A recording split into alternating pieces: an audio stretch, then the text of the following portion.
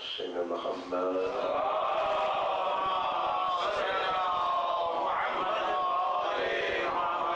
محمد وأهل بيته الطيبين الطاهرين المحصنين المظلومين ولعن الله ولا أعدائهم أجمعين يوم الهدى وإلى يوم الدين. وأما بعد فقد قال الله تعالى في كتابه المجيد والفرقان الحميد قوله الحق وهو أصدق الصادقين. بسم الله الرحمن الرحيم. وعد الله الذين آمنوا وعملوا الصالحات لهم مغفرة وأجر عظيم والذين كذبوا بآياتنا أولئك أصحاب الجحيم. صلوات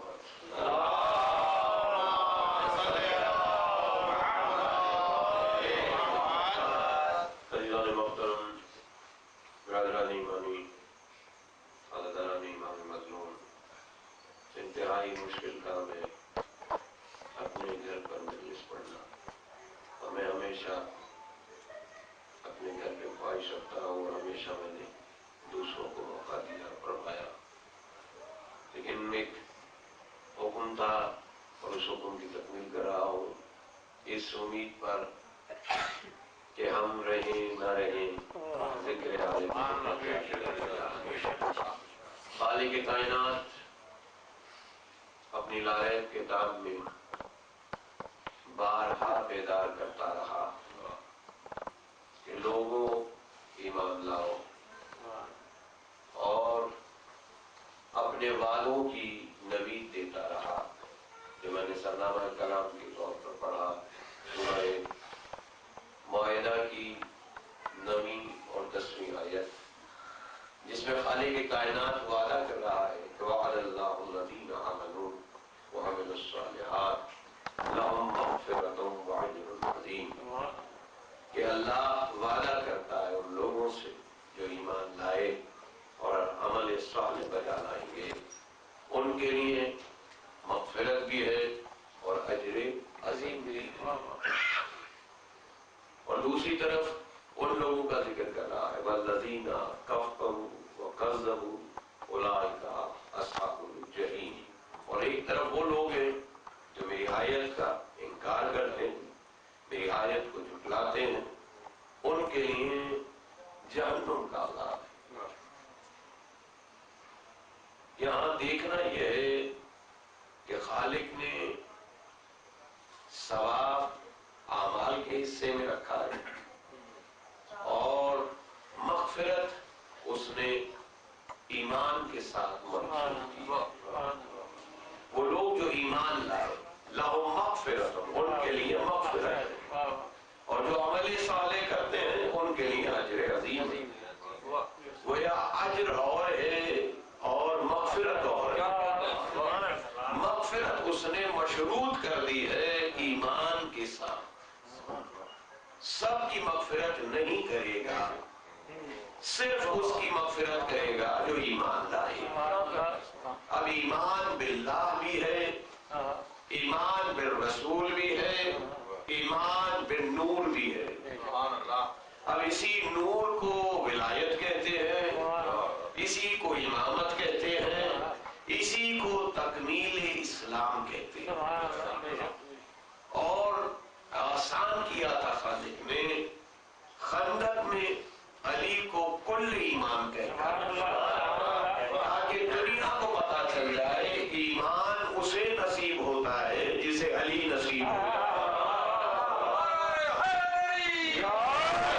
اور جسے علی نہیں ملتا خالق اس کو دنیا ہی میں اس کا حصہ دے دیتا ہے، آخرت میں اس کے لیے کچھ نہیں رکھا.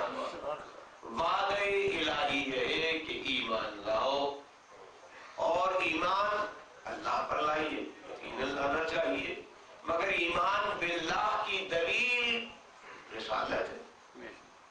1,24,000 انبیاء آئے ہیں جنہوں نے بتایا کہ وہ اللہ ہے. دیکھا میں نے یا آپ نے کسی نے نہیں ہے. جب دیکھا نہیں ہے تو کس کی وجہ سے ایمان لائے ہو؟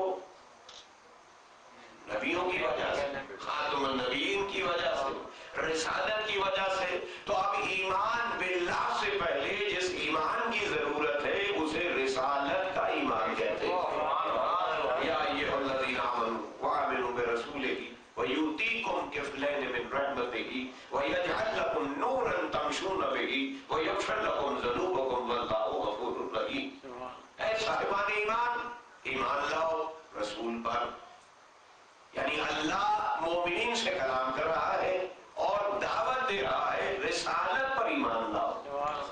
کیوں ایمان لاؤ؟ کیونکہ تم دعویٰ کرتے ہو ہم اللہ پر ایمان لائے، حالانکہ نہ تم نے مجھے دیکھا ہے نہ مجھ سے کوئی کلام لیا ہے. جو کلام لیا وہ نطق رسالت سے. وما ینطق عن الہوی ان ہوا الا وحی یوحی. یہ نبی کلام نہیں کرتا مگر وحی کے تحت. تو جو کچھ یہ کہہ رہا ہے یہ اس کا کلام ہے، زبان اس کی ہے، کلام اس کا ہے. مشیت اس کی کیسے پہچانوں؟ نہیں پہچان سکتا. معیار کیا ہے نہیں پتا، میزان کیا ہے نہیں پتا. مگر رسول پر ایمان لاؤ گے تو توحید بھی سمجھ آ جائے گی، اور توحید کے ساتھ وہ در بھی مل جائے گا جسے خالق نے ایمان کی بین دلیل کرا. آمنو برسول، رسول پر ایمان لاؤ. کیوں ایمان لاؤ؟ وہ تمہیں نور کے رحمت کے دو حصے عطا کرے گا. یؤتیکم کفلین من رحمتہ. ایک رحمت للعالمین سمجھ نہیں آیا، رحمت کے دو حصے کہاں سے سمجھ آتے ہیں؟ یہ دونوں رحمت کے حصے وہ ہیں جسے حسن کہتے ہیں اور حسین کہتے ہیں. معصوم فرما رہے ہیں کفلین رحمت سے مراد حسن اور حسین ہے، اور خالق نے چاہا یہ ہے کہ تم سچوں کے ساتھ رہو، لہذا ایک صلح کرے تب بھی حق پر ہے، دوسرا جنگ پہ کرے تب بھی حق پر ہے. یعنی یہ مت کہنا کہ صلح کرنا رحمت ہے جنگ کرنا رحمت ہے، نہیں، یہ رحمت کے دونوں حصے ہیں. یہ جنگ کریں گے تو بھی اس میں رحمت ہے، یہ صلح کریں گے تو بھی اس میں رحمت ہے. لہذا قلم اٹھایا تب کسی کی ولایت منوانے کے لیے، اور جنگ کی سر قلم کروا دیا تب بھی کسی کی ولایت سمجھانے کے لیے. کتنی بڑی رحمت ہوگی کہ جس کے لیے اتنی زحمتوں سے گزر گئے آل محمد. اتنی بڑی دولت کو ہم نے اتنا کمتر سمجھا ہوا ہے کہ خالق نے اتنی محنت کی ہے کہ توحید کے لیے اتنا زور نہیں لگایا، ولایت علی کے لیے بار بار سجاتے ہوئے کلام کیا ہے. فَبِأَيِّ آلَاءِ رَبِّكُمَا تُكَذِّبَانِ. تم میری کس کس نعمت کو جھٹلاؤ گے؟ یعنی نعمتوں کا سلسلہ ہے آدم سے لے کر خاتم تک، اور مسلسل کہہ رہا ہے کہ نعمتوں کا انکار مت کرو، نعمتوں کا اقرار کرتے جاؤ، میں نعمتوں میں اضافہ کرتا چلا جاؤں. مگر ہم نے اپنی مرضی سے نعمتوں کو پسند کیا، جہاں پسند نہیں ہوئی وہاں چھوڑ دیا، اور جہاں منزل اختیار کو اپنی مرضی سے چاہا اختیار کر لیا. خالق تمہیں تمہاری مرضی پہ نہیں چھوڑ رہا، وہ ہر حال میں وابستگی ولایت کے ساتھ دیکھنا چاہتا ہے. تقوی اختیار کرو، سچوں کے ساتھ ہو جاؤ، سچا بننے کی کوشش نہ کرو. جو سچے ہم نے بنا کے بھیجے ہیں ان کو پہچانو بھی اور ان کے ساتھ بھی رہو. مگر ہم نے ایک دوسرے کی گواہی دی اور کہا جی یہ سب سے پہلے گواہی دینے والے ہیں تو یہ پہلے صدیق ہیں. ارے بھائی، خالق نے رسول کی زبان سے کہا میں اس وقت بھی نبی تھا جب آدم آب و گل کی منزلوں کو طے کر رہا تھا. کون تھا نبی؟ وآدم بین الماء والطین. میں اس وقت بھی نبی تھا جب آدم آب و گل کی منزلوں کو طے کر رہا تھا. آج تک مجھے سمجھ نہیں آتی، ایک طرف ہم کہتے ہیں پہلا نبی آدم ہے، تو جب آدم پہلا نبی ہے تو نبی ہونے سے پہلے جو نبی ہے وہ جو خاتم النبیین کہہ رہے ہیں کہ میں ہوں جو اس سے بھی پہلے تھا، تو اب اول بھی وہ ہے آخر بھی وہ ہے. مگر ہم نے آل محمد کے فضائل کو نہ سمجھنے کی قسم کھائی ہے، اور خالق بنا سمجھائے اپنا دین مکمل نہیں کرتا۔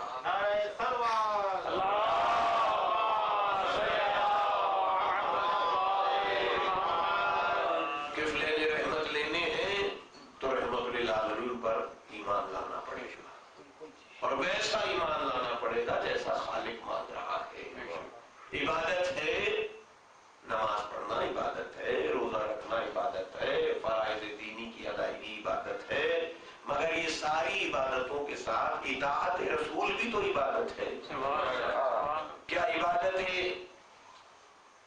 عبادتوں کی صورتیں وہی ہیں جو میں نے اور آپ نے طے کرنی ہے، یا وہ بھی عبادت ہے جسے خالق نے کہا؟ اس نے نماز دی، روزہ دیا، حج دیا، زکات دی، خمس سے تمہارے اوپر واجب کیا، ساری چیزیں دے دی، اور اس کے بعد ایک آیت نازل کی، وَمَن يُطِعِ الرَّسُولَ فَقَدْ أَطَاعَ اللَّهَ، جس نے رسول کی اطاعت کی اس نے اللہ کی اطاعت کی۔ تو اب بھی ہمیں پتہ نہ چلے کہ ہم قد قامت ناپتے ہوئے فیصلہ کریں کہ کیا افضل ہے کیا مفضول ہے۔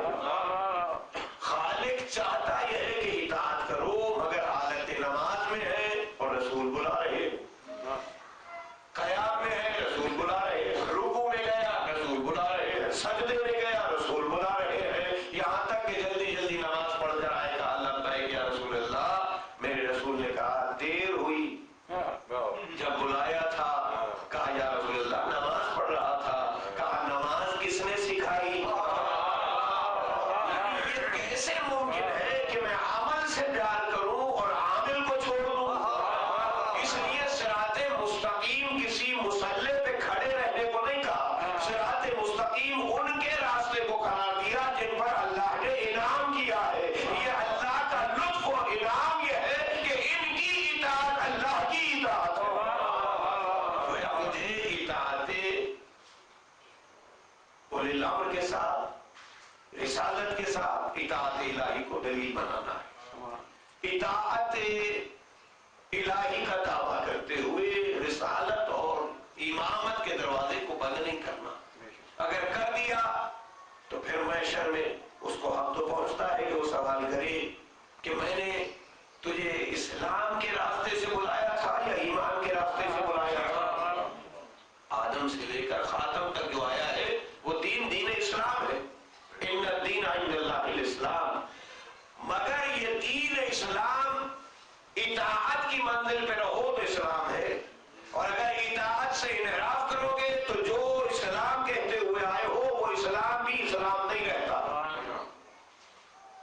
قالت الأعراب آمنا قل لم تؤمنوا ولكن قولوا أسلمنا ولما يدخل الإيمان في قلوبكم وإن تطيعوا الله والرسول لا يلدكم من أعمالكم شيئا۔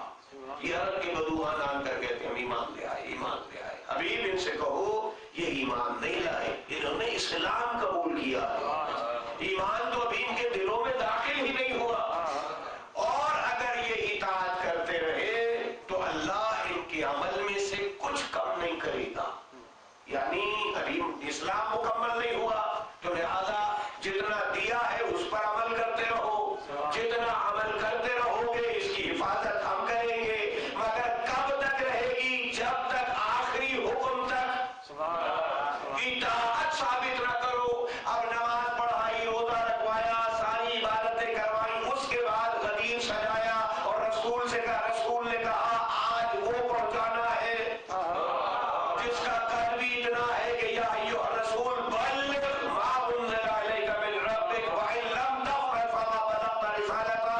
اگر یہ نہ پہنچایا تو ایسے ہی ہے جیسے کوئی کار رسالت انجام ہی نہیں دیا۔ پتہ چلا سارا اسلام سمٹ کر مقام غدیر میں جمع ہو گیا، اور قبولیت کا معیار یہی اطاعت ہے۔ اگر قبول کر لیا تو جو پیچھے عمل کیا ہے وہ بھی محفوظ ہے اور آگے بھی جزا ملے گی، اور اگر قبول نہ کیا تو جتنا پیچھے کیا تھا وہ بھی حبط، وہ بھی حق ہو جائے گا، وہ بھی قبول نہیں ہوگا، اور آخرت میں بھی پکڑ ہو جائے گی۔ والذین کفروا وکذبوا بآیاتنا اولئک اصحاب الجحیم۔ وہ جہنمی ہیں جو میری آیت کا انکار کرتے ہیں۔ آیت سے مراد چھوٹی چھوٹی آیتوں کو بھی آیت کہتے ہیں، مگر جب چھوٹی آیت کا انکار نہیں کر سکتے تو وہ غدیر کی آیت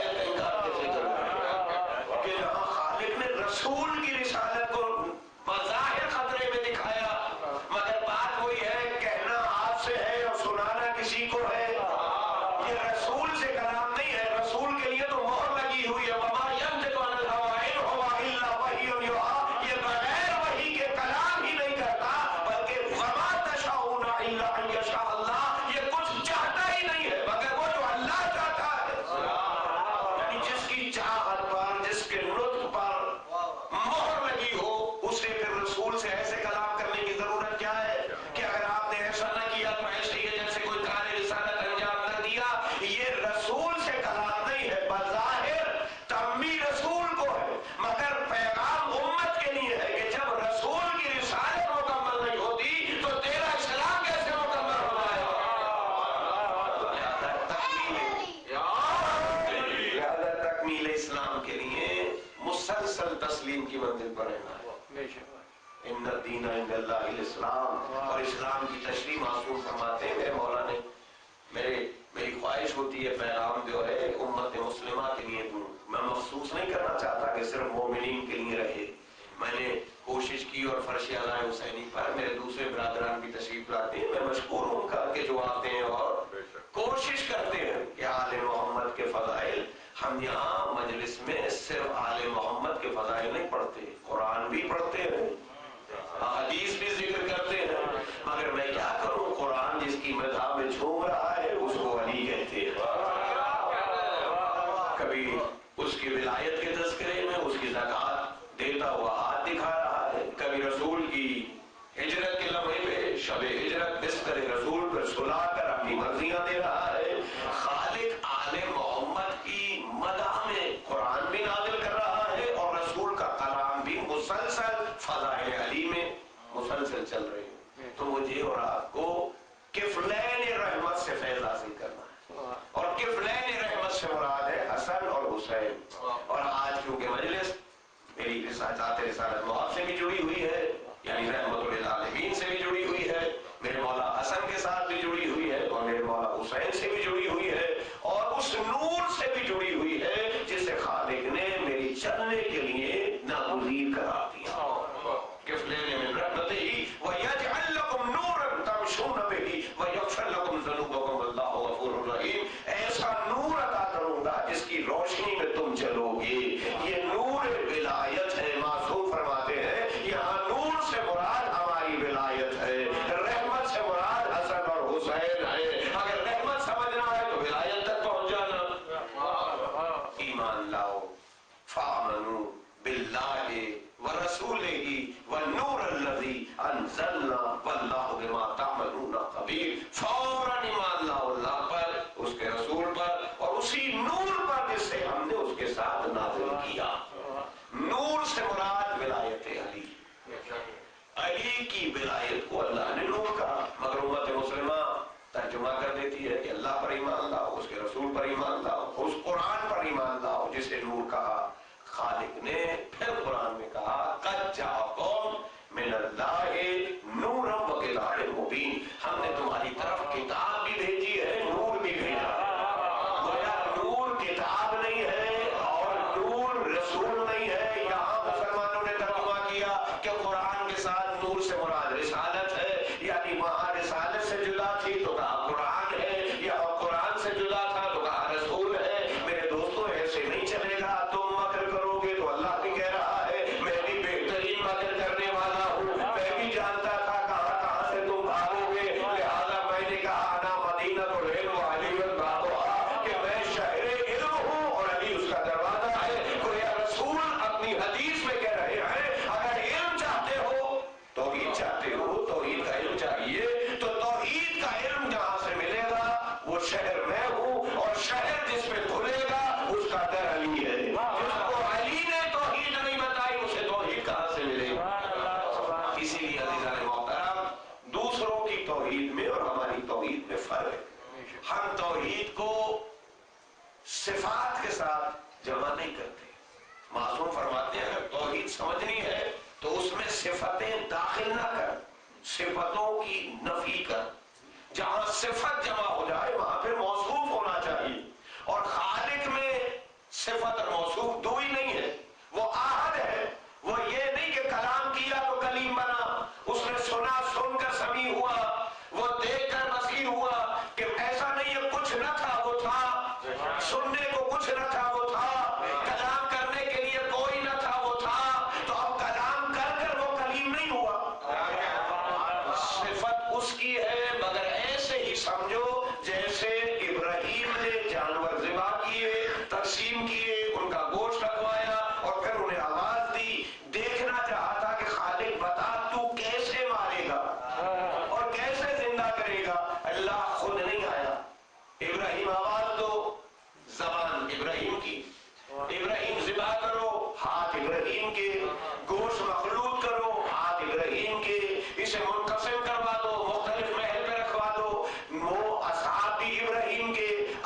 چونچے لے کر ہاتھ میں آواز دو. یہ آواز بھی ابراہیم دے رہے ہیں. یہاں نہ خدا آیا نہ خدا دکھائی دیا, بس اللہ بتا رہا ہے جب میں زندگی دینا چاہتا ہوں, موت دینا چاہتا ہوں, تو خود نہیں آتا, جسے چاہتا ہوں اپنی صفات کا مظہر بنا دیتا ہوں. تو صفات اس کی ہے مگر اس کے مظہر ہے محمد والے محمد. مگر ہمیں ضد یہ ہے کہ کیونکہ ہمیں نہیں ملی, یہ ہمیں طاقت نہیں ملی کہ ہم زندہ کر سکیں, تو ہم انکار اس لیے کرتے ہیں کہ علی کی بزرگی ثابت ہو جاتی ہے کہ علی کبھی ٹھوکر مار کے اٹھا دیتے ہیں, کبھی 2 رکعت سجدے میں سر رکھ کر اٹھا دیتے ہیں, کبھی ڈوبے ہوئے سورج کو اٹھا دیتے ہیں. یہ سورج اٹھا لینا, یہ چاند کے 2 ٹکڑے کر دینا, یہ کمال نہیں ہے, یہ عطائے کردگار ہے. اللہ جس پر چاہتا ہے فضل کرتا ہے, اور اس کے فضل پر شکوہ نہیں ہونا چاہیے کہ جی مجھے کیوں نہیں ملا. خالق نے جب کہہ دیا کہ میں اپنے علم سے دیتا ہوں, تو کہیں رزق رکھا اور کہیں طہارت رکھی. تم آئے ہو رزق کے ذریعے سے گزر کر, نطفے کے ذریعے سے. آل محمد آئے ہیں مشیت کے ذریعے سے, عیسیٰ آئے ہیں کن کے ذریعے سے, آدم آئے ہیں مٹی کے ذریعے سے. یہ آنے والے اپنی اپنی منزل پر آئے خالق ہی کی طرف سے ہے, مگر آنے کے طریقے جدا ہے. کوئی نجاست سے جڑا ہوا ہے, کوئی طہارت سے جڑا ہوا ہے. تو لہذا آل محمد کی بارگاہ میں شکر ادا کرے کہ اللہ نے ایسے در سے ہمیں وابستہ کیا جس کی طہارت کی گواہی اس نے خود لی, اور طہارت کی گواہی کے علاوہ ذمہ بھی دیا. ولایت ایسے ہاتھوں میں نہیں دی کہ جن کے پاس اختیار نہ ہو. میں آپ کو یہ تسبیح رکھواؤں اور ذہنی صاحب سے کہوں یہ تسبیح رکھ لیجئے, اور ذہنی صاحب کے پاس اتنی طاقت نہ ہو کہ یہ تسبیح کی حفاظت کر سکیں. کوئی دوسرا آئے ان کے ہاتھ سے چھین کر لے جائے, اور پھر میں کہوں ذہنی صاحب تسبیح, تو جب ذہنی صاحب کہوں وہ تو میرے ساتھ کوئی چھین کے لے گیا, تو جب چھین کے لے گیا تو ایسے ہاتھوں پہ نہیں دوں گا نا, تو وہاں دوں گا جہاں بشیرت بھی دے دوں, جہاں ارادہ بھی دے دوں, جہاں صفتیں بھی دے دوں, جہاں طہارت بھی دے دوں, جہاں یقین ہو کہ یہ خود ذات کو تو قربان کر سکتا ہے, منصب کو قربان نہیں کرے. منصب قربان کرنا اور ہے, ذات قربان کرنا اور ہے. آل محمد نے یہ جو قربانیاں دی ہیں, یہ جو سلوک کی ہے, امام حسن نے تخت دیا تھا, منصب نہیں دیا تھا. میرے مولا نے تخت لے کر سلح نامہ لکھتے ہوئے کہا تھا کیسے کرنا حکومت, قرآن اور حدیث کی روشنی میں. پتہ نہیں چل رہا کہ اس سے پہلے حکومتوں کی نفی کیسے کی جا رہی ہے, کہ اس سے پہلے بھی حکومت کرنے والے حکومت کرتے رہے مگر قرآن اور حدیث کے ذریعے نہیں تھی. غلط فیصلے ہو جاتے تھے, پھر بلایا جاتا تھا, علی آ کر فیصلہ بدل دیتے تھے, اور پھر لوگ کہتے تھے یا علی ہلاک ہو جاتا اگر آپ نہ ہوتے. گویا ولایت کی آمد کے لیے علم چاہیے. علم بظاہر بھی میرے مولا کو امانتیں رکھوانے والے نبی نے یہ تو نہیں بتایا تھا کہ یہ علی یہ فہرست ہے, اس فہرست کے مطابق فلاں فلاں آئے گا, اس میں دیکھ کے کاٹتے جانا اور امانت دیتے رہنا. ایک لمحے میں نکل گئے اور کہا علی امانتوں کو ادا کر کے میرے پاس آ جانا. رسول نے نہ امانتوں کی فہرست دی, نہ امانتوں کی تعلیم دی. شب ہجرت سنا کے نکل گئے.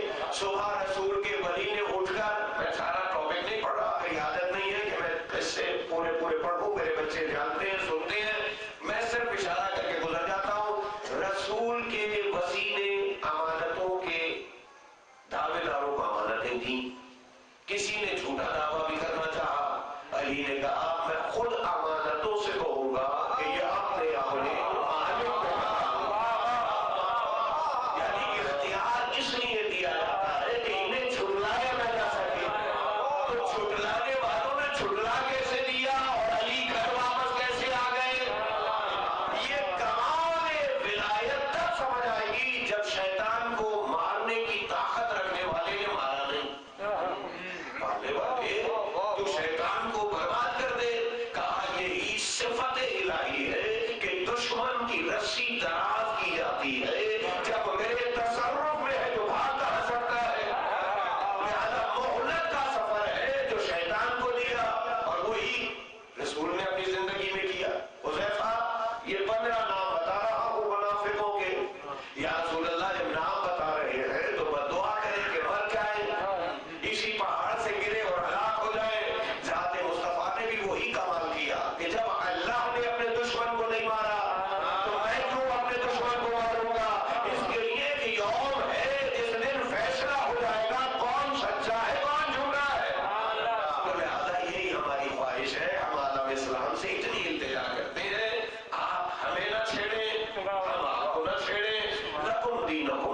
الدین، آپ کے لیے آپ کا دین ہے، میرے لیے میرا دین ہے.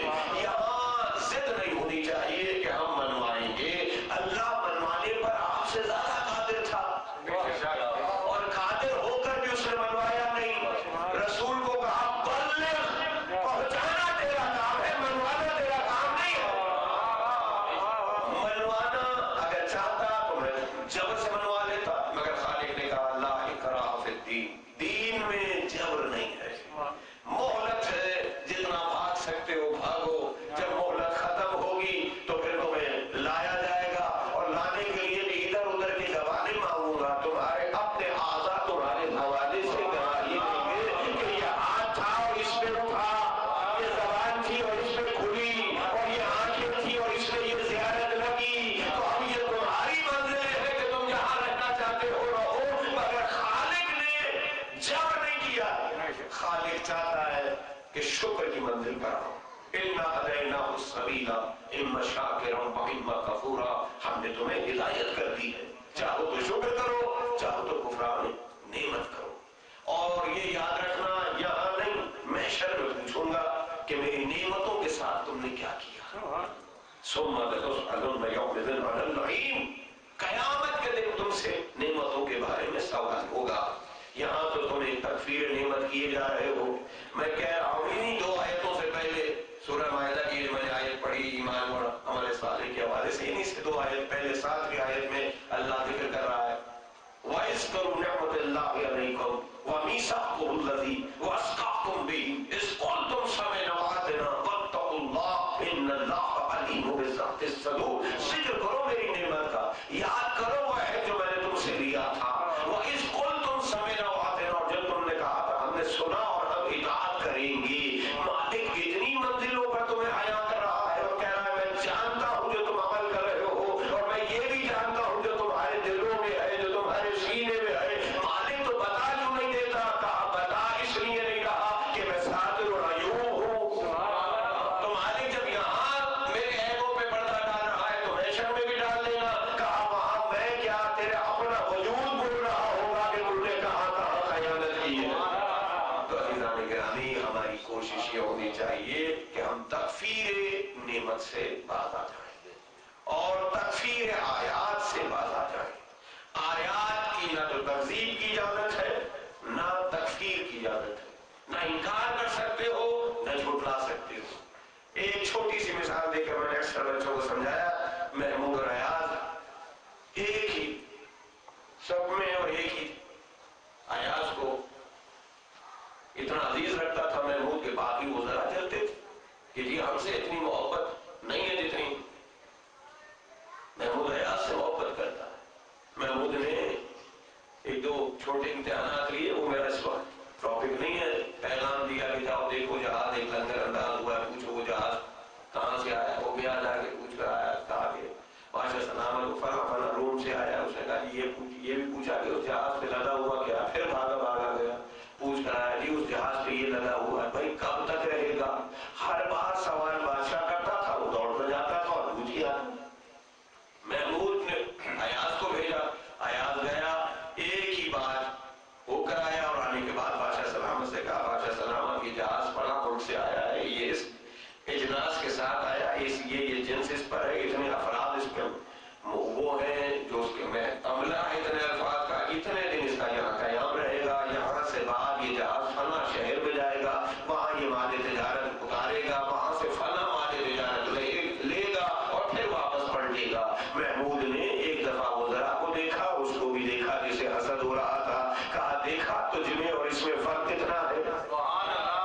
تمہیں ایک کام کے لیے بھیجتا ہوں اور ایک کام کے لیے بار بار تکرار کرنی پڑتی ہے. یہ ایک ہی دفعہ کہا جاتا ہے اور یہ سارے امور کو ایک ہی لمحے میں کر لاتا ہے. اسی لیے علی کی تعریف یہ ہے کہ مولا فرماتے ہیں میں باہر بسم اللہ کا نقطہ ہوں.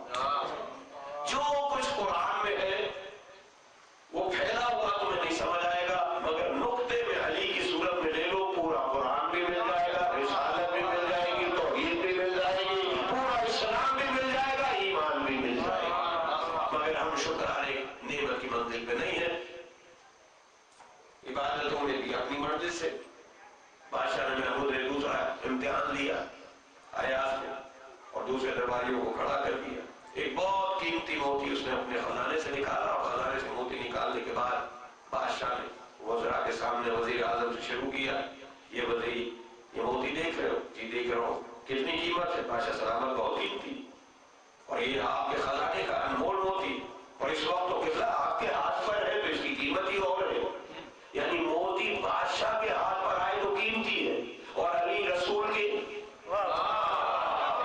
کاندھے پہ بھی آ جائے تو سمجھ نہیں آتا کہ علی کی قدر و قامت و قیمت کیا ہے. علی بت توڑنے کے لیے رسول کے کندھے پر آئے. کس رسول کے کندھے پر؟ جو چاند یہاں سے اشارہ کرتا ہے تو دو ٹکڑے ہو جاتا ہے. کیا رسول کو علی کی ضرورت تھی؟ کیا علی کو اشارہ کر کے گرا نہیں سکتے تھا کچھ؟ نہ اللہ کو ضرورت تھی، نہ علی کی رسول کی ضرورت تھی. یہ محتاجی کا سفر نہیں ہے، یہ محبت کا سفر ہے. خالق چاہتا ہے کہ علی پہچانا جائے.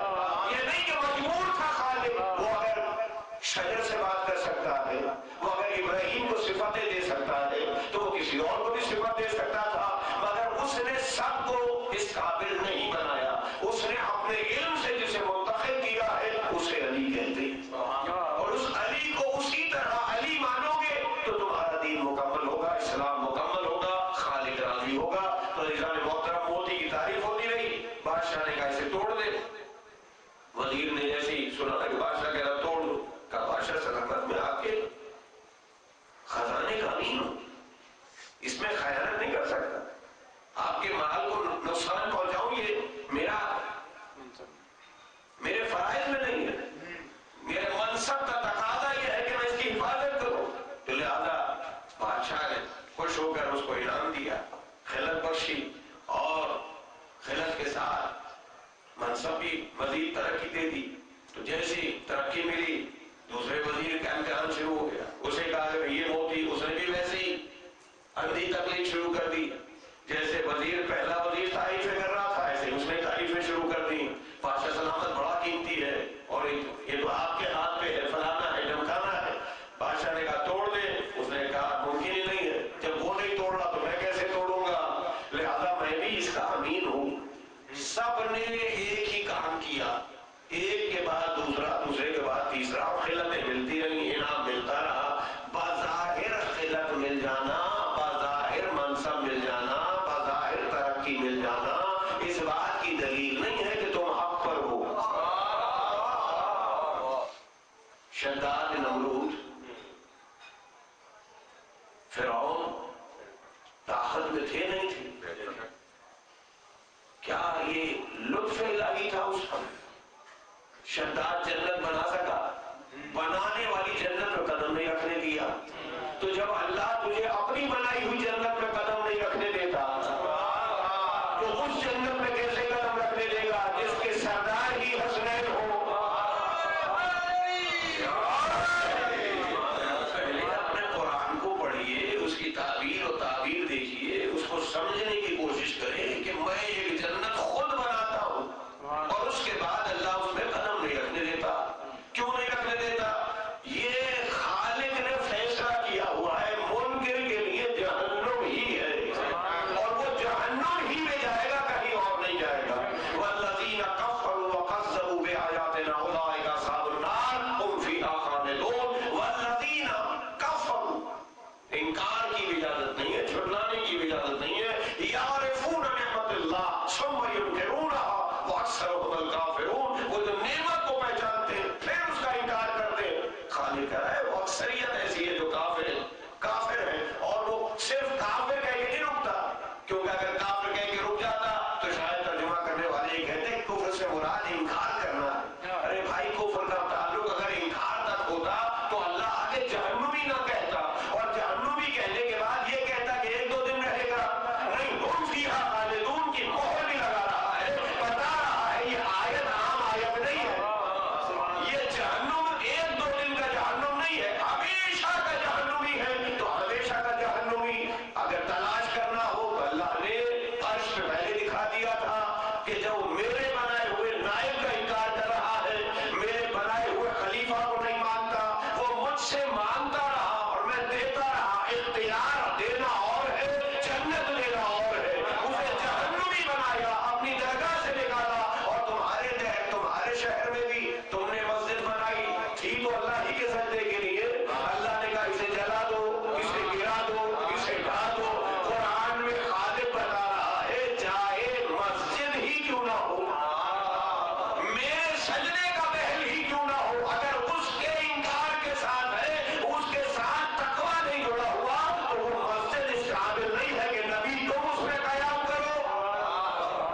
رسول کو بڑی کوشش کی تھی جنگ تبوک سے پہلے منافقین نے اس مسجد سرار میں لے جانے کی، مگر مولا نے حکم الہی سے اس مسجد میں قدم نہیں رکھا، اور آنے کے بعد جنگ تبوک سے واپس آنے کے بعد اسے جلایا بھی گیا، گرایا بھی گیا، ڈھا بھی دیا گیا۔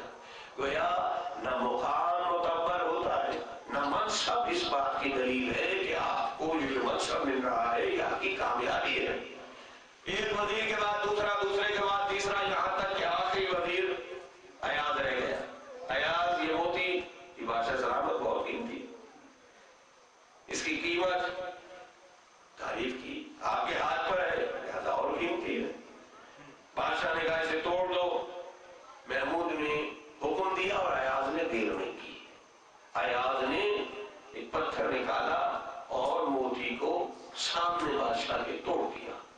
جیسے ہی ٹوٹا سارے جتنے وہاں بیٹھے ہوئے تھے ماشاءاللہ نمک حلال کرنے والے، انہوں نے کہا ایاز شرم نہیں آتی، تم نے بادشاہ کے اتنے خزانے کو نقصان پہنچا دیا، انمول موتی تم نے توڑ دیا۔ بیچارہ ایاز سر جھکائے کھڑا رہا، لوگ لان تان کرتے رہے، وزیر ایک کے بعد دوسرا، دوسرے کے بعد تیسرا۔ پتا چلا اگر کسی پہ لان تان کی جا رہی ہو، برا بھلا کہا جا رہا ہو تو پریشان مت ہونا، یہ دنیا کی فہرست ہے۔ دنیا کی جماعی طور پر یہ نہیں دیکھتی کہ اخلاص کہاں ہے، وہ برا کہنے پہ آتی ہے اور سارے اس کے ساتھ شامل ہو جاتے ہیں، مگر نہ تو برائی سے پریشان ہونا، نہ منصب دیکھ کر دھوکہ کھا جانا کہ اکیلے رہ گئے ہو، اکیلے رہ جاؤ مگر ویسے رہو جیسے مولا چاہتے ہیں۔ موتی توڑنے پر اتنا برا بھلا کہا گیا، تو جب بہت برا بھلا سن لیا تو بادشاہ محمود بولا ایاز جواب کیوں نہیں دیتا؟ بادشاہ سلامت اجازت ہو تو میں جواب دوں؟ کہا اجازت ہے۔ کہا بادشاہ سلامت ان کی نگاہ آپ کی دولت پہ رہی کہ یہ اتنا دولت ہے، اتنا قیمتی ہے، اتنا قیمتی ہے، آپ کا خزانہ ہے، یہ خزانے پر نگاہ رہی، ان سے وہ کام ہو گیا جس کی ان کو اجازت نہیں تھی۔ دیکھیے میں گورنمنٹ سرونٹ ہوں، ایسٹرا بورڈ بیٹھے ہوئے ہیں میرے برادر شہزادی صاحب، ماشاءاللہ ایڈمنسٹریشن میں 30-32 سال کا ایکسپیرینس ہے، اسسٹنٹ ڈائریکٹر، اب ڈپٹی ڈائریکٹر ہے۔ پہلے لکھتے تھے ہم یور اوبیڈینٹلی، اب آپ کو ایسٹرا بورڈ کہتا ہے don't write your obediently, write your sincerely. Why? یہ ڈفرنس کیوں ہے؟ اوبیڈینٹلی کیوں نہیں؟ اوبیڈینٹلی صرف اس کا ہوا جاتا ہے جو اس کی طرف سے ہو، سنسیئرلی اس کے ساتھ ہوا جاتا ہے جو کبھی غلطی کر سکتا ہے، اور جب غلطی کرے گا تو اس کی اصلاح کرنی ہے، میں نے قانون بتانا ہے، میں نے اپنی طرف سے اس کو صحیح ڈائریکشن میں لانا ہے۔ یہی تو کمال تھا کہ جو ہمارا آیا وہ اس منزل پہ بیٹھا، اور جو دوسرے آئے انہوں نے بیٹھنے کے بعد کہا سیدھا چلوں تو میری پیروی کرنا، اگر بھٹک جاؤں تو مجھے میری ہدایت کر دینا، میں نہیں کہہ سکوں گا سیدھا کر دینا، سیدھا کرنے کی طاقت ہوتی تو کرنا لیتے، سیدھا کرنے کی طاقت تھی نہیں، مجھ میں کیا؟ رسول کے لیے قرآن نے کہا اگر تم کہتے بھی رہو چاہو بھی تو ہدایت نہیں کر سکتے، کیونکہ ان کے دلوں میں مرض ہے، فی قلوبہم مرض فزادہم اللہ مرضا، ان کے دلوں میں مرض تھا جسے میں نے شفا نہیں دی، بڑھا دیا۔ اور یہ بیچارہ ایاز کہتا ہے بادشاہ سلامت ان کی نگاہ آپ کی دولت پہ رہی، یہ بھول گئے کہ ان پر آپ کی اطاعت بھی واجب ہے۔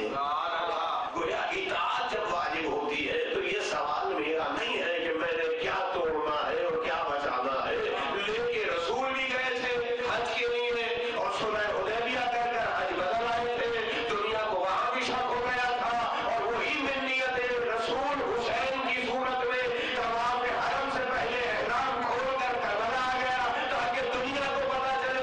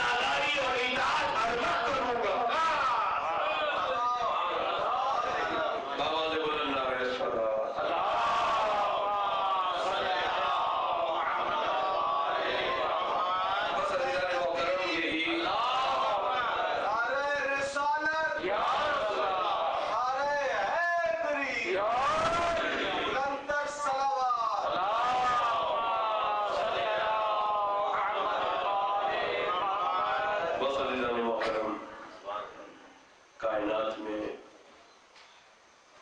रहमतुल लिल आलमीन का वजूद बाइस बरकत था। अगर हम उस नेमत का फैज़ हासिल करते जिसे अल्लाह ने नेमत उज़्मा करार दिया, मगर हम दावा इताअत करते रहे और इन्हिराफ इताअत भी करते रहे। खालिक बार बार कहता रहा, या अय्युहल्लज़ीना आमनू बिरसूलिही व युतीकुम किफ़लैन मिन रहमतिही। रहमत पर रहमतुल लिल आलमीन का फैज़ हासिल करो, रहमत के दो हिस्से लो, ताकि कल कोई बहकाने वाला बहका न सके। मगर हमने देखा 11 हिजरी में, यानी 10 हिजरी रहमत रसूल का साल है, खातिमुन नबीयीन रहमतुल लिल आलमीन थे। मगर दुनिया ने और रसूल की रहमत के हवाले से भी बेशुमार रिवायतें कि ज़ात रिसालत में आपको भी ज़हर दिया गया था। अब वो ज़हर कहाँ से दिया, उसकी भी 2-3 रिवायतें हैं जो मेरा पढ़ना मकसद नहीं है, मगर इतना बताना चाहता हूँ कि वो चाहे वो ज़ने यहूदिया का दिया हुआ ज़हर हो, जिसे गोश्त में मिला के दिया गया, या फिर दूसरे मुसलमानों की ही रिवायतों में मिलता है कि फला फला भी ज़हर देने वालों में शामिल रहे। बहरहाल ये रिसर्च कीजिए, पहचानिए।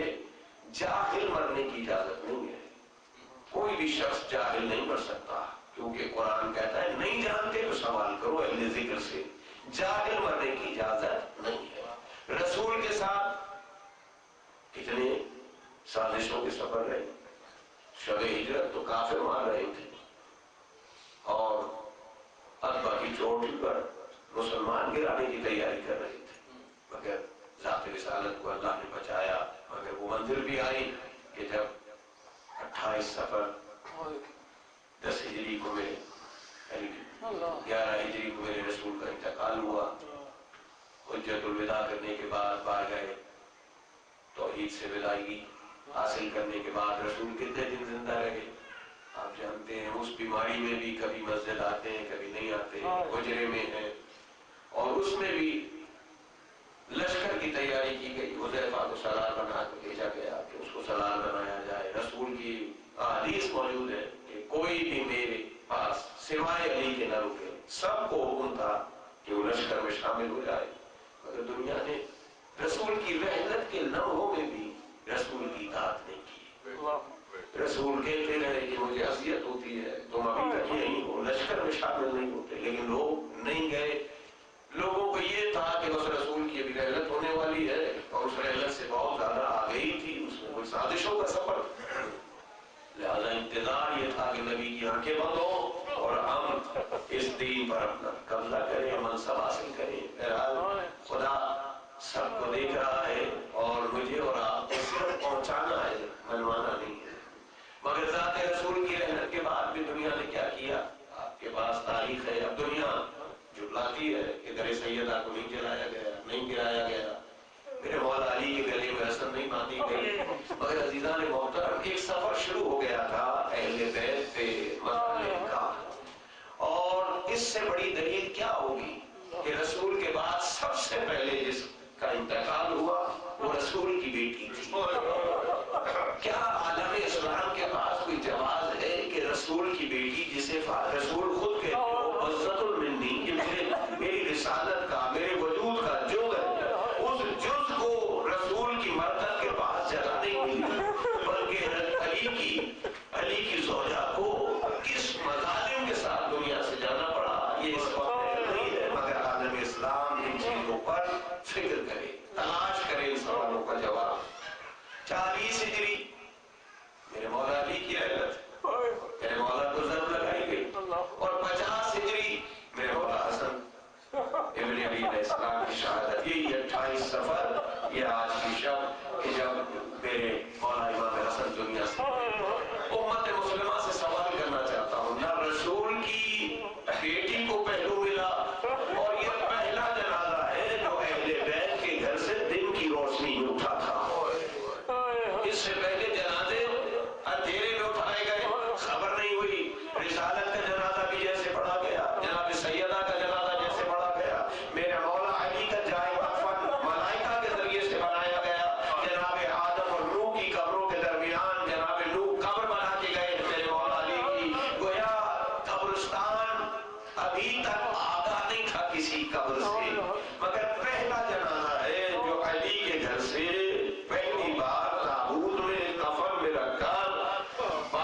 وصیت کے مطابق، یہ بھی نہیں کہ خود لے کر گئے ہو، وصیت تھی میرے مولا حسن کی کہ مجھے میرے نانا کے پہلو میں دفنا دینا ہے۔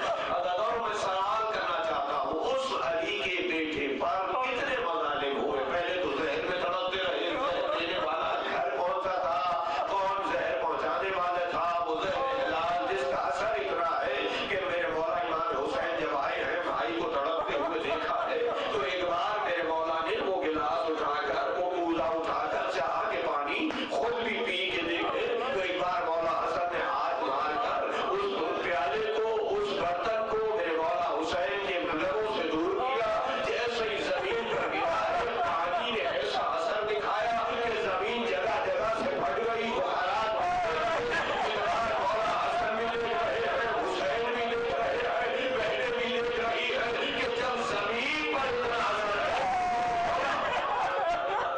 تو میرے مولا حسن کے جگر پر کیا کیفیت ہوگی؟ اور میرا مولا کبھی پہلو بدلتا ہے، کبھی اس بیٹھتا ہے، کبھی مگر چین نہیں آتا، یہاں تک کہ میرے مولا حسن کی اس مقام میں درد کو بیان کرنے کے لیے قاسم کو قاصد بنا کے بھیجا گیا۔ بہنوں کو بلایا جائے، قاصد کس طرح بنایا گیا؟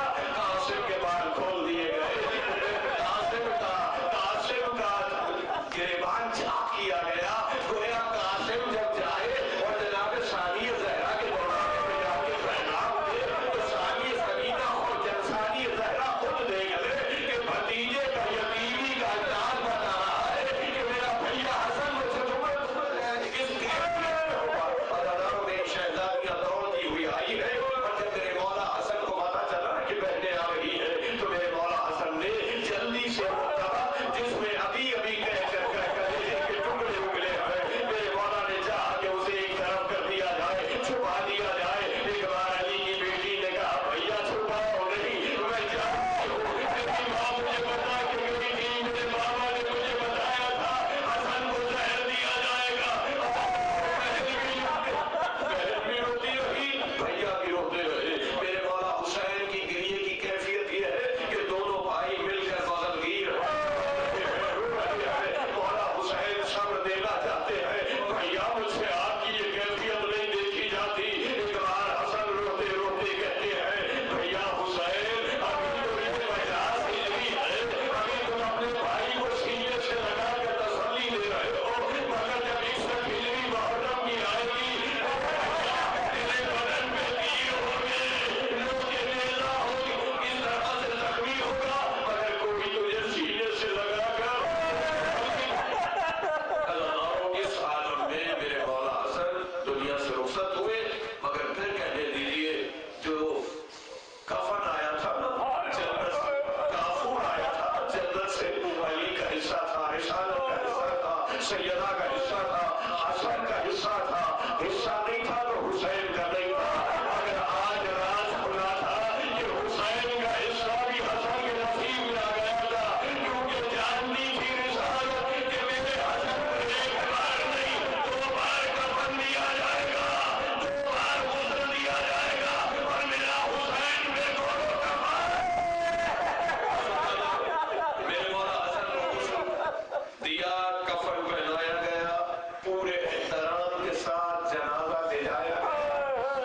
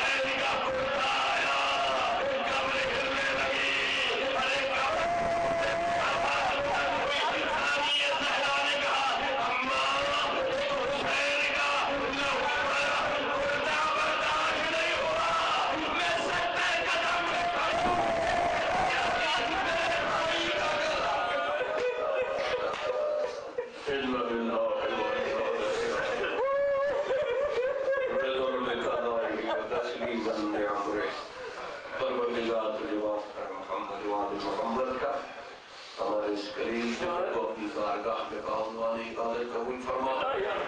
میرے مولا ولایت علی ابن ابی طالب علیہ السلام کا واسطہ ہماری نیک توفیقات میں اضافہ فرما. ہمیں فضائل محمد و آل محمد کے تحفظ کے ساتھ وابستگی امامت کی دولت سے بہرمند فرما. جب تک زندہ ہے پرچم عباس کے سائے میں جئیں، میں شرم اٹھے تو لاوہ الحمد کا سایہ نصیب فرما. پروردگار کے فلین رحمت سے متمسک رہنے کی توفیق عطا کر. دوسروں کے گھر جاتا ہوں تب دعا کرتا ہوں، اور آج اپنے گھر میں بھی یہ دعا کر رہا ہوں. میرے مولا میں فرش ادائے حسینی نہیں کرتا، ذکر آل محمد نہیں کرتا، یہ خواہش رکھتا ہوں کہ میرے گھر میں انوار پنجتن کا نزول ہو. پروردگار اس گھر کو انوار پنجتن سے منور. مجھے دولت اولاد دی ہے، مجھے پوتا عطا کیا ہے. میرے مولا میری اولاد کو اپنی بارگاہ میں وہ قرب نصیب فرما جو ان کی فلاح اور میری و میرے والدین کی بخشش کا سبب. میرے مولا کوئی شکوہ نہیں ہے، کوئی تیری بارگاہ میں شکوہ نہیں رکھتا. تو نے جتنا دیا بے بہا دیا. میرے مالک اس دنیا میں جتنا سرفراز کیا میں شر میں بھی سرفراز کیا. میرے مولا باپ کے محمد و آل محمد جتنے حاضرین فرش ادائے حسینی پر ہیں، اس ذکر آل محمد میں ہیں، فرش ادائے حسینی پر جہاں جہاں ہیں، میرے مولا ان کے جان و مال و عزت و آبرو کی حفاظت فرما. مقامات مقدسہ کی رونقوں کو بحال فرما. پروردگار اس وبائی مرض کورونا سے نجات عطا فرما. میرے مولا تیری بارگاہ میں دعا کرتا ہوں، اجڑی ہوئی آغوش رباب کا واسطہ لے کر ہر مومن و مومنہ کو جو بے اولاد ہے اولاد کی نعمت سے بہرمند فرما. خصوصاً التجا کرتا ہوں میرے مولا میرے بھائی نیر عباس کو اولاد نرینہ سے سرفراز فرما، اور اسے اسی سال میرے مولا کا ایک عزادار غلام بیٹا عنایت فرما. میرے مولا تیری بارگاہ میں دعا کرتا ہوں ہم تمام حاضرین کی حاجات شریعہ کو پورا فرما. کسی در کا محتاج نہ کر سوائے در محمد. میرے مولا جو مریض ہیں انہیں شفا کاملہ و عاجلہ عنایت، جو بے روزگار انہیں بہترین روزگار عنایت فرما، جو برسر روزگار ان کے روزگار میں ترقی و خوشحالی و برکت عنایت فرما. میرے مولا تیری بارگاہ میں دعا ہے ہماری آخری حجت کو جلد اذن ظہور مرحمت فرما. ہمیں اپنے مولا کے انصار اور محبت رکھنے والوں میں شمار فرما. خصوصی طور پہ دعا کیا کرتا ہوں پروردگار اس ولایت علی ابن ابی طالب علیہ السلام کا واسطہ جو ہم نے سینہ در سینہ اپنے اجداد سے دیا، پروردگار اس انتقال امانت کے صدقے میں ہمارے مرحومین کے درجات کو بلند فرما.